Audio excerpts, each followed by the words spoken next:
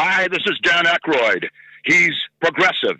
He's beautiful. He's thoughtful. He's intelligent. He's powerful. He's positive. He is Stephen Cuoco on Power 98.5 Satellite Radio. Empowering listeners from the US to the UK.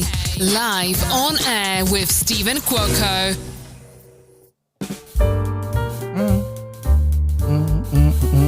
I thought you'd like some dancing this morning, or actually it's this afternoon, Andrew. Gets the vibe going. Doesn't it get the vibe going? Thank you to everyone who's tuning in to Live on Air with Stephen Cuoco on Power 98.5 Satellite Radio. All the latest and greatest and the best in news, sports, reality TV, entertainment, film, and now we have Mr. Andrew Toth. We are going into all about above, below the line agency. We're going to be talking about all the goodness that your agency offers, Andrew, for those that are DPs, gaffers. I was, gaffers, assistants, cinematographers, graphic designers. Pretty much anything below the line. Anything below the line. See, general. I got so excited I knocked my camera. What about composers? Yep, we do composers as well. Even intimacy coordinators will do, acting coaches, even PAs, production assistants. So it goes all the way down the totem pole from higher up line producers, UPMs, all the way down to PAs and assistants for those line producers as well. When we think of assistants, are we talking about the traditional assistants, Andrew, like what we see in corporate administrative admins? Is it at that level? It can be. I mean, there's a lot of line producers and UPMs or studio executives that work out of an office. So it can be a lot of like an office assistant, but it's also PAs in general that are the run and gun people on set as well, who are kind of the backbone in a way. They're not just getting coffee, they're helping out every single person on set. And they just don't get a lot of attention, and you don't realize like those people are really important. And if you get the wrong person, everything can get pretty messed up. So having somebody there you can rely on to go get things and go do things and not have to keep on their back making sure they're working is actually a good thing as well. I got to ask, I want to backpedal a little bit. Did I I don't mind if I mess things up pronunciating. Is it gaffer or gaffer? Because I hear both pronunciations and no one can tell gaffer, me. Is it? Gaffer is probably more British, I would think, or maybe European, but gaffer's here in the US for sure.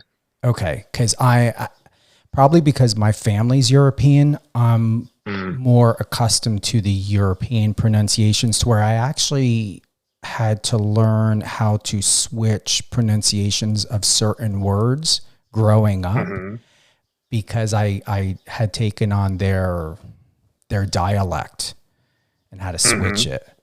I actually used to get corrected too much because of they would say that's not the American way of how we pronunciate things. I'm like, well, what household are you growing up in? I get that with my last name all the time. It's like, how do you pronounce your last name? And it's like, it's Toth in the American way, but it's actually it's Toth in European, but I go by Toth just because growing up, it was so easier for Americans to pronounce Toth than Toth. So I just generally went with Toth instead of Toth, but Toth is technically correct. And I said, Andrew Toth, right? I think you said Toth. Yeah. You got it right. Okay. Yeah. Let me get myself not even any practice. You got it. And I'm careful when I look back on people's interviews because when I interviewed Cam Gigande, it was pronunciated on some of his interviews as Giganet. I even Googled how to pronunciate his last name. And it came up Gigande, but when I interviewed him, he didn't even bother to correct me. And I asked him, we had a conversation beforehand like you and I did privately. And it was almost like whatever, but I wanted to get it perfect. So, okay. He's probably so used to it. He's like, it doesn't matter. Oh yeah, absolutely. You were born in Budapest, Hungary and moved to the US at what age? Because it just says very young age, but we talking 5, 4? Actually, more like 2 years old. So basically grew up in the US, but I moved back when I was 12. So I lived there for about a year and a half, maybe even 2 years, somewhere around there. So I kind of picked up the language, going through those like growing stages as well as like a younger adult.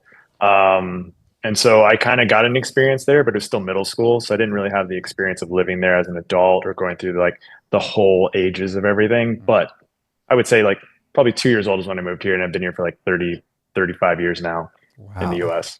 Do you have dual citizenship? Can I ask I that? do. Do you? I do. Oh my God, Hmm. you're lucky. You are Oh so yeah, I agree. lucky. Having EU and US, I mean, this is the best passports. They're great. Does that mean, Andrew, that you can live however long and whenever you want in Budapest or in Hungary? Or I could, yeah. are you serious? Hmm. Yeah, in Hungary and Budapest technically, but for sure those areas in the EU in general, I'd probably have to like figure out different ways to go about it, but in Budapest for sure.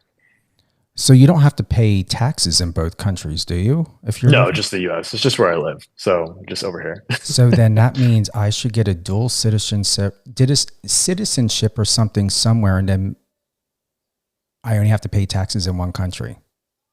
I'm not sure how it works. I'm You might want to get to I'm an not accountant on asking. that. I don't know. Don't take my word on that. Yeah, I don't know who I got to speak to now. I'm playing with that. We had an extraordinary private conversation. I'm blessed to be connected with you because you're someone extremely different that I never had on my radio show before. And when we think about, and I want to make sure I have it correct, as always, above, below the line, you know how I feel about the name. It's incredibly catching. It makes you want to stop to really know what you're reading. So I like the little quiz, kind of like, or not quiz, but puzzle type of thing. Ooh, how am I breaking these down by word choices? Totally. Why this? Why, out of everything and anyone you could work with and represent, you want the gaffers, you want the DPs, you want the cinematographers, the composers? Why? I mean, they don't get the recognition that most of the above the line people do. Like actors, directors, producers, those types of people get all the recognition. They have agents out there. Everybody knows about them. But the crew is such a backbone to all those artistic people that they don't get recognized. And I love that part of it. I love the blue collar of it. I love the fact that these people are working so hard. They're working the overtime hours, and someone should be there to protect them and make sure they're getting paid decently and make sure their hours aren't getting exposed or anything like that. So I like being part of the crew because I was part of the crew as well. And so I relate to them a lot more too. Does it mean with your agency, are you union, not union? How does it stand with SAG, non-SAG? How do you fit into all this? So I work with both. I work with non-union productions and union production studios. I work with TV shows, features, commercials, non-union shorts, music videos, all of the above, just because the industry is so chaotic right now that there are so many smaller productions that are more up and coming, and the bigger productions are getting limited and limited. So all these people that are on unions are now shooting non-union just to get ends meet, and they're doing a more artistic type projects too. So although there's not the $20 million, $50 million movies, there might be like 10 $5 million movies or $21 million movies. And the scripts are so much better a lot of the times, and they're so unique and original that all these people want to jump on them now, and they're more available now to do those. So you have to be able to balance both. So we have to do union and non-union just to balance everything out. So this doesn't include, or does it include, an upcoming actor or models, or does that fit into it at all? No, nothing actor, director, writer, producer, anything like that. Don't touch any of that. I have much respect for them, but I don't want to work with them. I'm going to go back to, you had said, or what you had written, the biggest risk is not taking any risk. All of us have big dreams. The most difficult part is to be brave and dare to live new situations while accepting whatever is the outcome. Being a risk means there are no guarantees that you're going to achieve your dream. Starting this agency was a huge risk. Not only was it the first of its kind, but I'm also in competition with larger and more influential agencies that have been thriving in the industry for quite some time. How do you feel about that now, knowing that you wrote that and where you were then to where you're at now? Wow, it's like, yeah, I haven't read that in a while, but it still holds up. Like I respect what I did even more now after like just hearing you say it too. It's just like, yeah, it was very challenging. It was very scary to start an agency and competing with these giant agencies that have been out there. Also a new concept to an agency too. Are people going to actually go through me? Why would they go through me? Why would they go to my company instead of a different company? So yeah, it still holds up 100%. Like I feel like it's working. What would be your signature mission statement? Do you have one? Yeah, right now we're just basically our mission statement is it's not just another agency. You're not just going to go to us because you need an agent or you're going to an agency because you need to book. We're building a community. So we're not just an agency, we're a community. We're working with our clients more hands-on. We're more familiar with them. They can text us, phone call us whenever they want. Hopefully not whenever they want, but like, of course. Not when you're sleeping. Exactly. And then producers and UPMs, the same thing. They're going to be booking people, not just positions. They're booking a DP because that DP actually works well with the director because of their personalities or because of their projects before or how they work on set. And just like they're more personal based rather than just a position and just a crew member you're hiring. And that goes for every position. So what happens when there's an emergency or a crisis or a last minute? What do you do? Mm-hmm. Do you handle that? Have you handled it? Yeah, we definitely handled it. I mean, there's a lot of times in the film industry, something pops up, a position or a DP or a production designer leaves and UPM's struggling. They're trying to figure it out and they call me and be like, hey, I need someone tomorrow. Do you have somebody? And like, I have to be able to jump on that to get someone a job. So yeah, it happens all the time. With my PR agency, I have a tagline, many taglines and slogans. I love those. But it's United Angels Dream. And the tagline is setting your stage while the spotlight is on you. But the secondary is your second opinion resource company. Oh. Do you have a tagline? Why I'm asking is because I thought to myself, I want to stand out in this business of PR. I want to stand out in general to have my own signature of what Stephen Cuoco means when we think about your name, your agency's name. I want people to know that you really do need to get a second opinion. Not always is the first one correct. And depending on what is being offered, the question is are you being treated fairly and is the duty of care there? So you really want to get down to know the business and the truth and something that is going to be raw and real and factual. Your second opinion resource company, go to Stephen Cuoco. Do you have that? What would be, and this doesn't mean it sound like an infomercial, but it's really you're someone that's doing things very differently because it's so corporate out there. And we know the cliques of our industry. You know, you have a background working in production departments. Do you have that slogan? Do you have that understanding that this is why you hire Andrew, why you go to above, below agency? Yeah. I mean, the main thing is we are doing things very differently than the other agencies because we're working with the crew members in general and only the crew members. Mm-hmm. There's a lot of other agencies that will do below the line keys. They'll do the DPs, production designers, UPM line producers. We're centralizing more on the crew members too. So not only are the UPMs that are hiring going to us, we're also having the DPs who are looking to hire crew members, or the production designer needs an art director, or a makeup artist needs an assistant. They'll come to us. The crew will actually come to us to hire crew as well. So it's a different mindset and it's a different way of doing things. And it kind of disrupts, probably a better word than disrupt, but it kind of changes things. And people realize this agency is not just another agency that you go to get key members. You're getting crew members. So it's a different mentality in that way. Just checking something here.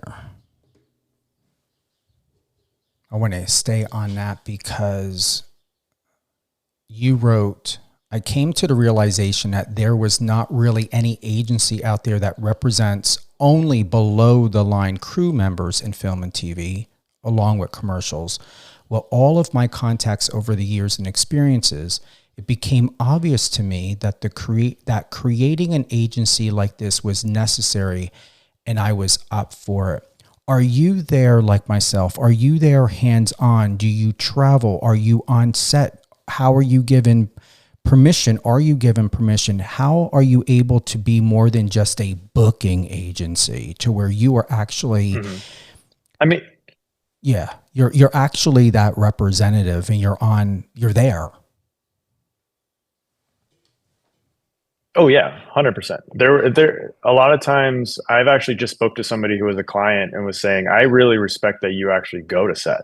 A lot of my other agents would never go to set with me. They would just book the jobs and then they'd be done with me, and they would just wait for the next income to come in. With me, I'm more personal. I'm going to show up when you have a premiere. I'm going to show up when you're on set. I'll ask, "Hey, is there a way I can go on set just to see how you work, so I can get more personal with you that way? I can relate to your other crew members that are in your family, and I can get to know them as well." So it is different in a way that I do those things. I mean, I try to fly out as much as I can if something's overseas or they're in a different state. Of course, it's all depending on budget and schedule and everything like that. I would love to do those more. If something's shooting in Europe or shooting in Paris, and I have a production designer who's doing a complete build and a set over there, it's like, why not go and check it out? And even if I'm there for a few days, like it's worth the trip to go to Europe even for a few days. I mean, why not? And then visit a set. That'd be beautiful. Yeah. So I try to as much as I can. Are you able to get like behind the scenes photos or videos or things for Instagram, or are you just completely autonomous? And when you arrive, you're just a shadow. You're shadowing everything. You're shadowing advisement. You're shadowing support and comfort and partnership. Is that how I'm seeing it? Yeah, 100%. And when you go to a set, a lot of times there's NDAs that you sign. You can't take any pictures. They don't want anything released. So a lot of times I come in as a shadow. I'm just in the background. I just kind of mingle with the person that I know, and I introduce myself to the producer and director, just say hi and thank you for going through our agency and stuff like that. But a lot of times, no pictures unless they say, "We would love to get a picture with you." Then of course I step up and do that. But I never go right away and start taking pictures. It's like, I feel like that's a little bit inappropriate a lot of times, but I would love to, because a lot of times it's super cool sets and I want to show people the sets, and so I have to be restricted in that way a lot. Yeah. It's almost, it's exactly like, Andrew, when I say to people, be careful of when you take photos with, celebrities or well-established people, because you become a fan, and you don't want to become a fan when you're a leader. When you're a leader, you need to remain a leader. If the opportunity is there, great. Just like the recent Mission Impossible release with Tom Cruise, whatever people want to do, they can do. From a journalist perspective and in general, I'm thinking to myself, you're there for Tom. You're there for production. You're there for doing your job as a journalist. And it turns into a fandom type of thing. And I'm thinking to myself, shit, this isn't about Tom Cruise. This isn't about Mission Impossible. We're seeing all these behind the scenes videos and these photo ops and everything. And it's like, what most people don't know, and publicists may not come out and say anything because they want journalists to give as much free exposure to their clients as they can, because they're also building their agency and agency's name. But in general, it is extremely taboo that publicists do not like journalists taking photos with their clients. They don't like that sort of exploitation of, oh, you're interviewing, let's say, Tom or another cast member on there, and then all of a sudden it turns into a paparazzi type of theme, not an actual professional media-based style of journalism. Are you cognizant, Andrew, of those areas in your business, being that it's so different from mine, that as a representative, as someone, you'll never lose your production status? That will always be part of you in your life and your career of what you've done in production. But do you see it in that way, the way that I do when I think of PR and media? Do you see it from a production standpoint as to how not only your clients are supposed to present themselves, but also the people around them in what they should do of proper, is it called decorum, I believe? Something like that? Decorum or like etiquette. Yes. Yeah. Yeah, for sure. I mean, I feel like when you go to a set, there is a very big political structure to things. You need to know not only your place, but you also have to know how you interact with other people on set. Because everybody has to realize when you're on set, it's not about the job you're currently on, it's about the future jobs and opportunities that come about. So if you, for some reason, bring someone on set and they embarrass you or they do something wrong, that looks bad on you and could actually affect you in future opportunities too. So you have to be very careful with that, of course. And I think the more respectful you are, the more people respect you in return, and then you'll get more work that way as well. So yeah, 100%. I think it's very important, the etiquette on set. Are you educating as well, or are you being taught as well? Like, are you learning? I always say a master is a student and teacher all at the same time. So are you learning as well as teaching all at the same time? Oh, 100%. Every time I go on set, I'm like, oh, I had no idea anything about that. There's a new camera. There's a new volume stage. They're shooting everything vertical nowadays. You can always learn something new in film and TV. It's like you have no idea what's going to come up next. So I'm always open to learning, even if I'm very comfortable that I'm going to do things wrong. Everyone's going to do things wrong. Everybody's human. So it's going to happen. I'm going to make mistakes. And then you learn from those mistakes. Then you just keep learning. I mean, I don't think I'd ever want to stop learning. I mean, I find it very fun to learn things in film and TV and learning things about commercials, music videos, how people shoot things, why people shoot things, why did you choose this over this? And so my clients teach me, and then I also give them feedback and teach them a lot of things as well from my experience, because I was on set as well. So it helps that we can relate back and forth.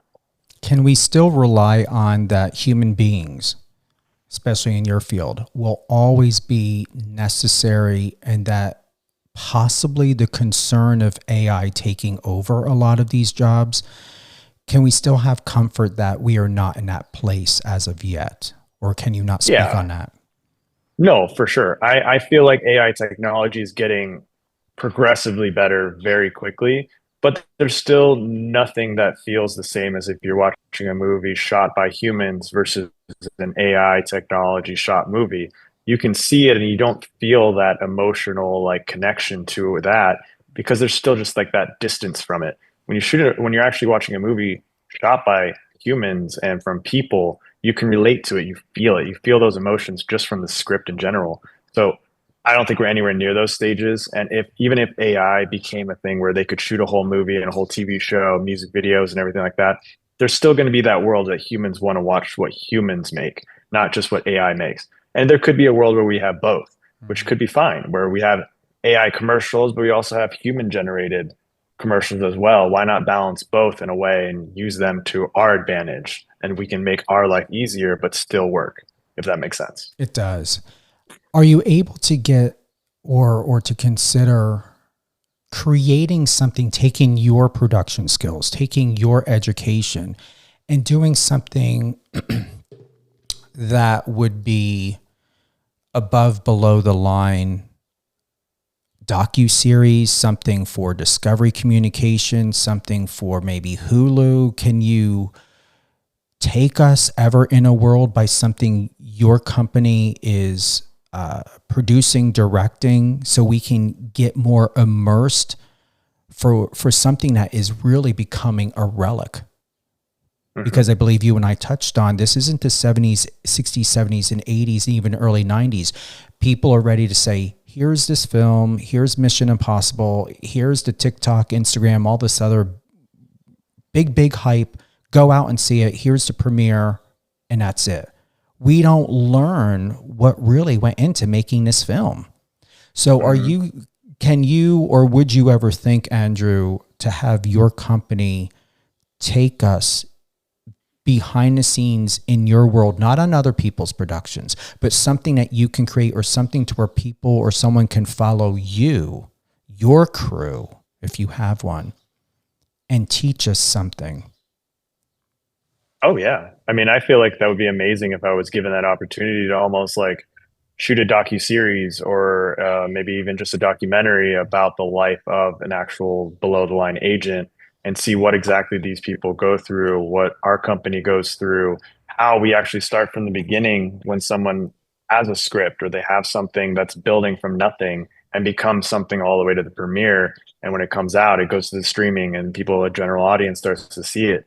I think you kind of miss that nowadays because things are punched out so quickly that you don't realize how much work has actually gone into just that one project that you saw for like 15 minutes, even a commercial or music video.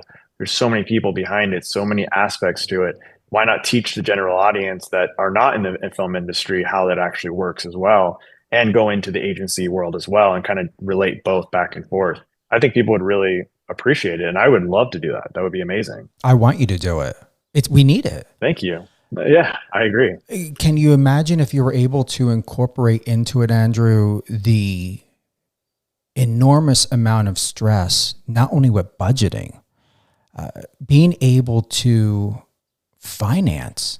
People assume that if you have $100 million, it's going to become a box office hit, and how much studios waste money. And even with independent filmmaking, sometimes there's not always realistic understanding of spending. You should have an episode designated just to share and highlight the responsibilities and irresponsibilities of financing, how to acquire money, how money is allocated. Maybe share a little bit, but you not do this. How it's misappropriated at times and going in areas it should not be going in. We're talking about jobs.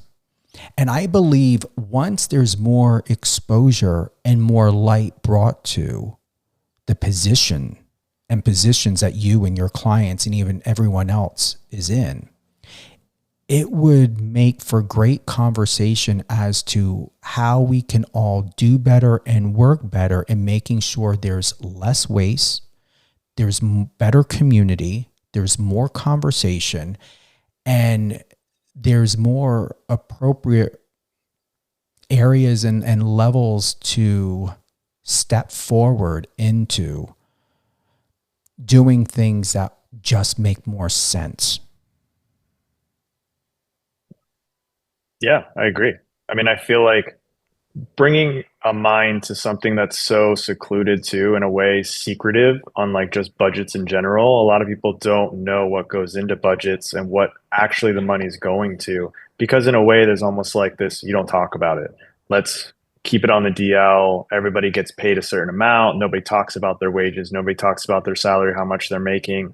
I think the more we bring attention to that, the more open people will be to talking about money and wages and salary, that in a way that it'll help balance people's wages and salaries as well, because people are more open to it. Oh, I know you made that much on that movie. I should be expected to make that because I'm in the same position you are. Why am I making less? And more people would actually be susceptible to getting people the wages they deserve as well. Does that make sense? Oh, absolutely. And would it stand to reason that it shouldn't matter whether you're a man or a woman? Take in consideration, there's a huge difference of someone who has 6 months experience or someone that has 20. For you, how do you keep the balance, not only, with taking in consideration and respecting the level of education and time a person has put into the years within their career of choice, but also to remove, because one day it's going to have to be done, to remove the political aspect of this is a woman, this is a man. Is there a way that have you figured out how to make it equal without looking at sex or gender or race in your career? No, I mean, even nowadays, it's still a struggle. It's very challenging. There's a lot of people that still will pay people less, pay people more, depending on race, color, and sex. It's just, unfortunately, we're still living in that world. I think I am a big supportive of equalizing everything as an opportunity for anybody, judging on their experience, not on the person itself, but the personality, the politics, the stage that they are in their career, rather than just pay somebody because they're a woman a lot more money or a man a lot more money just because they're one sex or the other. It doesn't make sense to me. It's about their experience. And even as a man, you should have that experience to be at that level. And as a woman, you should be at that level as well. So I think it's all about experience, not just the person who they are. You know what I mean? Mhm. But obviously, So you keep it fair, or at least you do your of course, best to keep yeah, it fair. obviously, yes, 100%. I actually try to get people more money rather than less money. Oh, of course. That's my job. Without worrying about what your cut is, like most people do. Yes, exactly. It's the long-term investment for me, the relationship with that person, not just about the cut. It's about growing someone's career so Mhm. they can get to that level. And then if they start making a lot more money, they respect what I did. And then they hopefully will want to pay me a lot more. I believe they will. And you brought such value in conversation that we had in our first round. And it's very clear you refrain from using buffer words. You don't really have stutter moments. Your brain just seems to work seamless, and it's like a heartbeat. It's smooth. You're smooth Oh, I in a appreciate good that. way. Thank you. Yeah, I love that. Thank you. I've noticed you don't use filler words rarely. I haven't Mhm. counted. I haven't recognized it. I like it. You're polished. Oh, I appreciate it. I try. It's nice.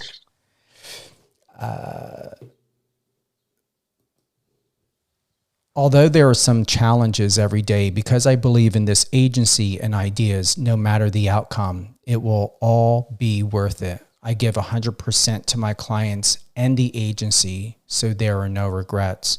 You were at an event, and back when this was written and published, looks like it was Magic Castle. You married? Is your wife, Mhm. or is it? Because I believe like this would be she's in this photo, if you recall. Yes.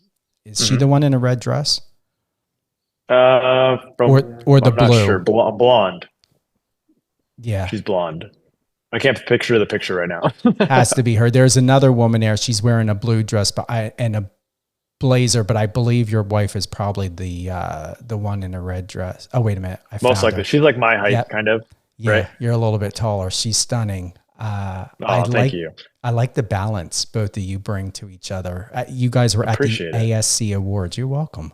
Seriously. Yeah, thank you. Is She's a DP as well, so she works in the industry. Is she? She's working on the show The Pit, which is on HBO right now. So Oh, she's a DP wow. on that, which is very successful. She's doing amazing things. And your agency is the one representing her? No, no, no. We keep that separate. Do you keep it separate? Her agent's doing a great job for her, so there's no reason to come to me. I like this. You wrote, so many crew members struggle to find work on a regular basis. And when they work for a long period of time, maintaining those connections are nearly impossible with the hours on set. In addition to that, being able to change positions once established can be super difficult. How do people keep steady work, or is that something that you build towards? It still blows my mind how a lot of freelance positions or freelance crew members can find jobs while they're working jobs and keep a schedule and keep working consistently when I feel like focusing on the job you're shooting right now, not worrying about the next job or the previous job, and balancing all those are just such a talent to be able to do that.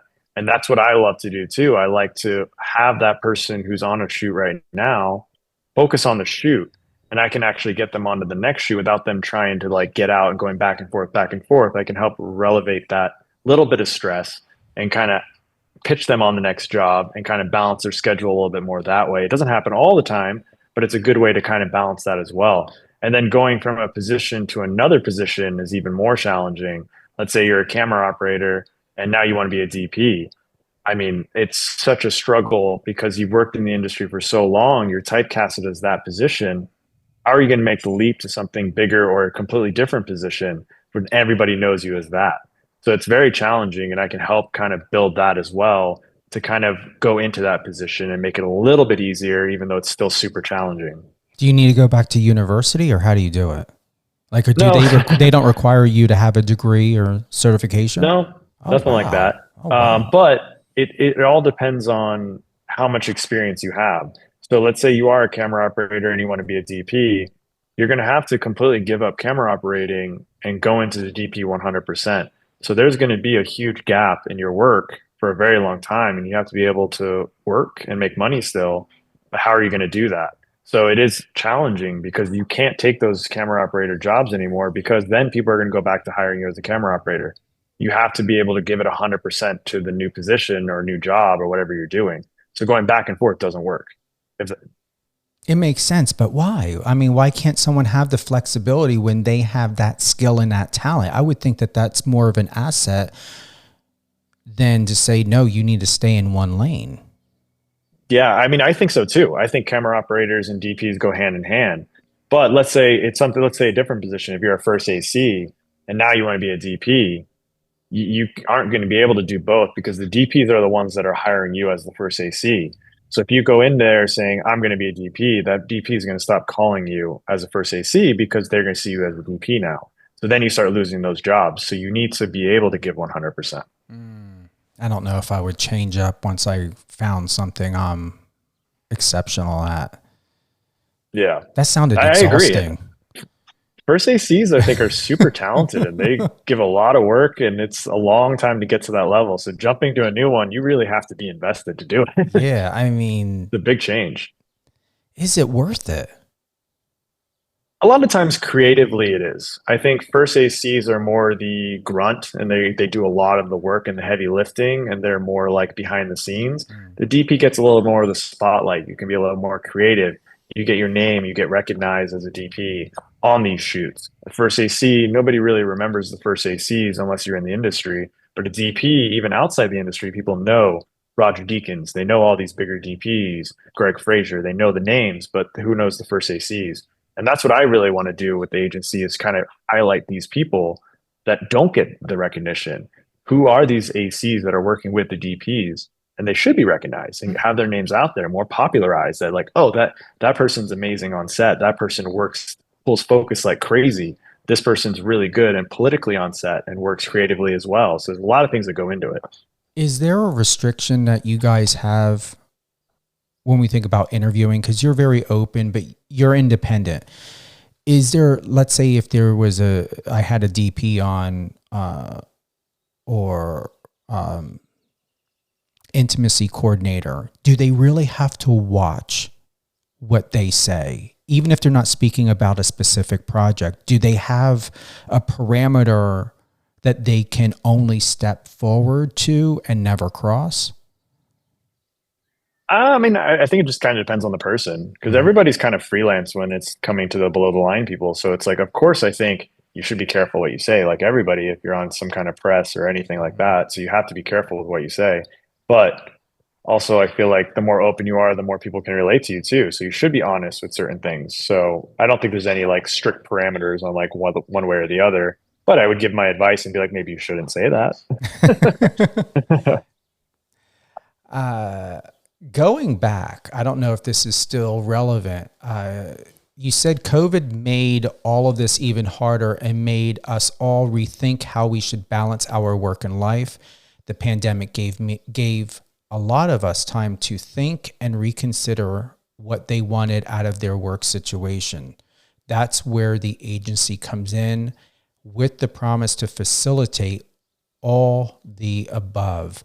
Are we still, or let me rephrase, are you and your team and your crew still in the residue of the pandemic, or have you bounced, not back, but have you bounced or jumped forward into having a more balanced career and just being done with all of that?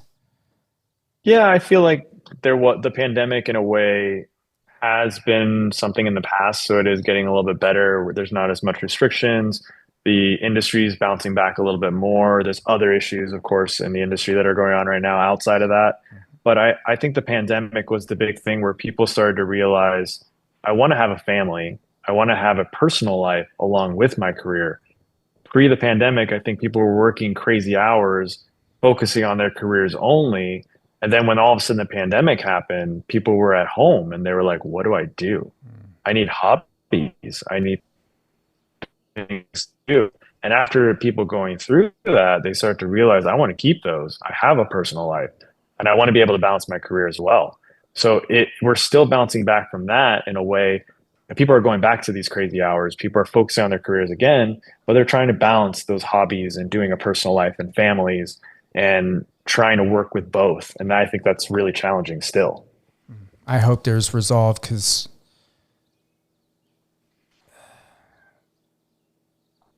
I don't know where to go with that anymore.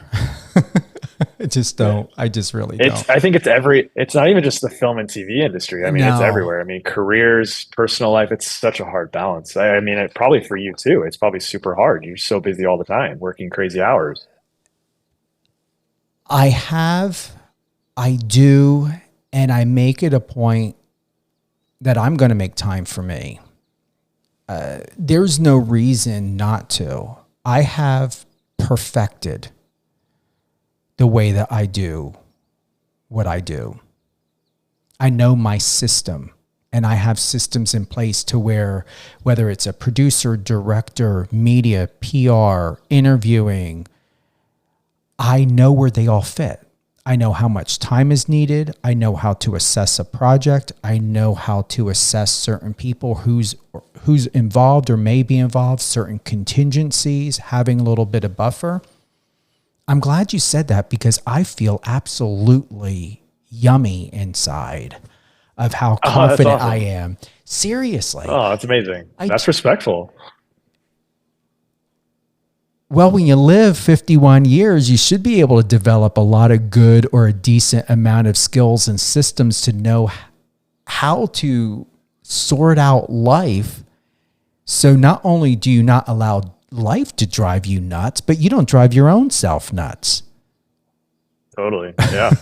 And I like that you said that, because I think experience is the big thing. Like when you have the experience, you can kind of balance it a little bit better. But these newer people coming in the industry, they're focusing on 100% career. They need to realize it's the long game. You can't just go 100% all the time. You need to have a life and balance everything. So the experience does help a lot. Yeah, for sure. Your generation is overwhelmed, probably going to continue to be overwhelmed and inundated with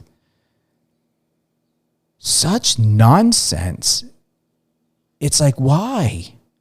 It's like, how do you guys have time to breathe? You will reach a point, and you don't need to wait to your 50s. You will reach a point to where you will be internally, externally, you will feel, you will say, you will think, and you will believe, I'm done. And when you get to that point and that place, emotionally, mentally, all the above of I'm done, things will collapse away. It will be fun. It will be exciting. It may be slightly scary. You will not have to do anything, because you will just exude this power and empowerment of, I had enough. And when life, energies, people, situations, and circumstances know you're not going to entertain it anymore, why bother? It's like, how often are you going to be knocking on a door? Sooner or later, someone's going to realize you're not answering. And if you're not going to answer, what are they going to do? Sit down and be uncomfortable and wait by the base of the door until you open, or are they going to leave? They're going to leave.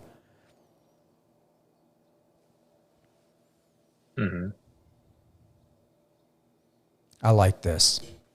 You said dedicate time to learn and post on a daily, weekly, or monthly routine. Engaging your audience on a routine basis will keep your followers coming back. Keep up with current events that relate to your company and audiences. Are you still doing that? How are you now? And just before you answer that, because I know you're holding it, we're doing where are you at now?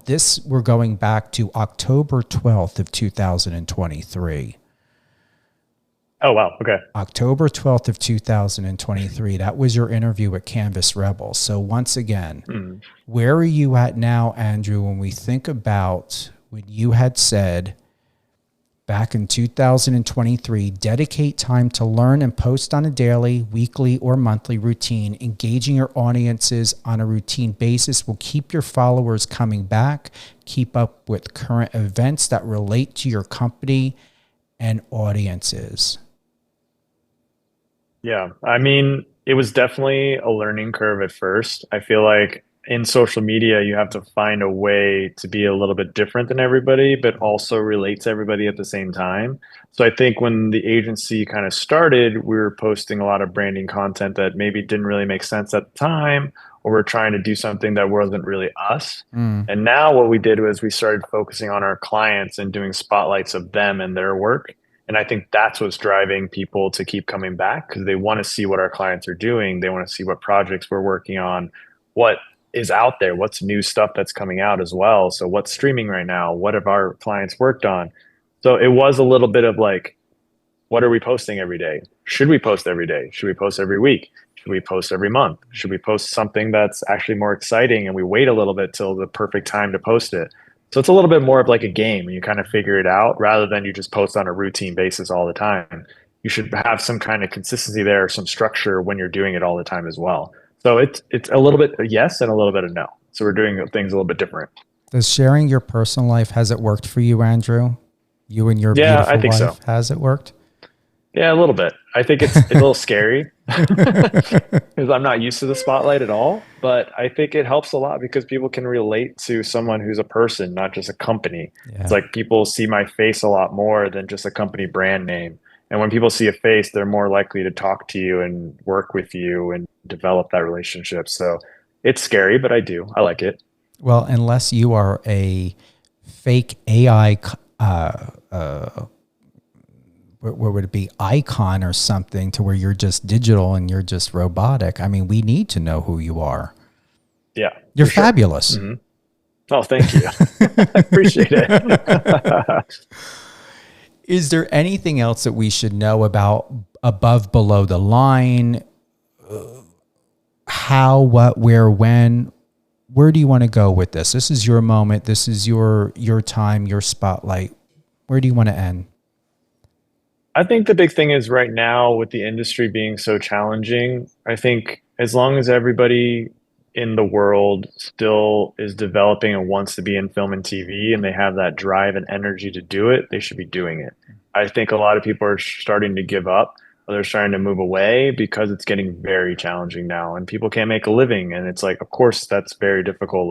But I think the people that are going to stick with it and focus on their career and just kind of dive into it and keep holding on, they're going to reap a lot of benefits when everything starts to coming back. And I hope a lot of people will still have that energy to do that. I appreciate that. I want to thank everyone who's tuned in to Live on Air with Stephen Cuoco on Power 98.5 Satellite Radio, power985.com. We are live 24/7 on the iOS or Android app. Apple Music, very proud to be on Apple Music. Love it, love it, love it. Alexa, Streama, TuneIn, MyTuner, Live FM Radio, and more. Not only do we have www.abovebelowtheline.com as the go-to, website looks perfect and polished. Where else do you want people to connect with you at, Andrew? Instagram, LinkedIn, they can go to ABL Agency, Above Below the Line Agency, any way to search. Just kind of follow us whenever we can or wherever you see us and stay tuned. Any closing thoughts? No, I think that's great. Okay. Everything has been lovely. I like it. And I like your background. Is that your studio? Thank you. This is actually the office that we work out of. Is it? I like it. Mm-hmm. I really do like you. it. You got a lot of light coming in, which is breathtaking. And the tree looks like it's doing well back there. It is. I think it's a fake tree, so I appreciate it though. All right, we're just going to consider that it's a real one, and you guys are doing a great job. Never said anything. And look at the light. I mean, it's thriving. Thank you. Thank you for being with us today. It's an honor. I'm here anytime you want to come back on. If there's projects that you would like to dissect, whether they're favorite or not, to encourage you to add that into your own content. Break it down for us. I mean, really, really break it down so that we can understand why. So that we can be more immersed in just being like, oh, hey, here's the A-list star that's in a film. Here's how much money it cost. Here's the fabulous theater where you can go and see it at. And by the way, get prepared to spend $60 on barely no snacks. And we hope you enjoy the film. Right. Yeah. I mean, I would love to. Let's do more breakdowns and figure that Seriously. out. Get the more general audience knowing what's going on in the film and TV, which would be awesome. I would love to do that. Well, this is your area. I want to learn from you. So you teach me. This is your, hey, I'm the publicist. I'm the journalist. This is your lane, my friend. I'm not going to get in a car and try to drive in your lane. No. And vice versa. I'm not doing what you're doing. Thank you again to everyone. And if you happen to not be part of this live, you can always check out Live on Air with Stephen Cuoco on any one of your favorite podcast stations. Also, you can listen to this live episode as we re-air it by checking the schedule on either the app or power985.com. Hope you're having a great day. Stay blessed. Be well. Happy creating. And if you want to get a hold of Andrew and you're part of the film industry, you got the Instagram, you got the socials, and you can also go to www.abovebelowtheline.com. Take care.